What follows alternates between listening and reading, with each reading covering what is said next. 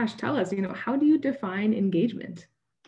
Good question. I think we should start with engagement versus a successful engagement, because engagement is not necessarily the end goal. It's a successful engagement that we want. There's a lot of engagements, especially in the digital space, that we get that are not successful. We get bombarded with emails, with notifications, with entities trying to grab our attention. Those are technically engagements, but they're not successful engagements, right?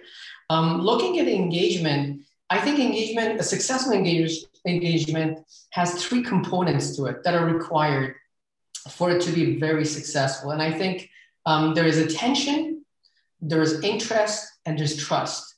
If you don't have any of those elements, I don't think you can have a successful engagement. If you don't have attention, then there is no engagement. If you don't have that interest, and if you don't have the trust, then there is no engagement.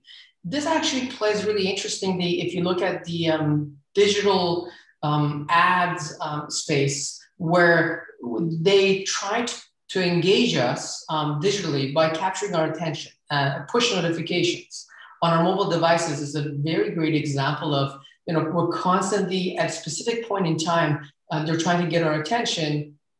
And then they're trying to give us content that is relevant to us. And there's a lot of AI algorithms that are in fact working to recommend content to us, either on Instagram, be on Netflix, on Amazon, right?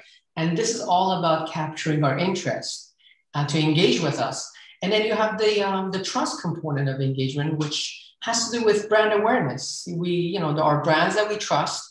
And if you combine that with our attention and interest, then you can have a successful engagement. There's also an underlying prerequisite to all of this, to engagement, that is time.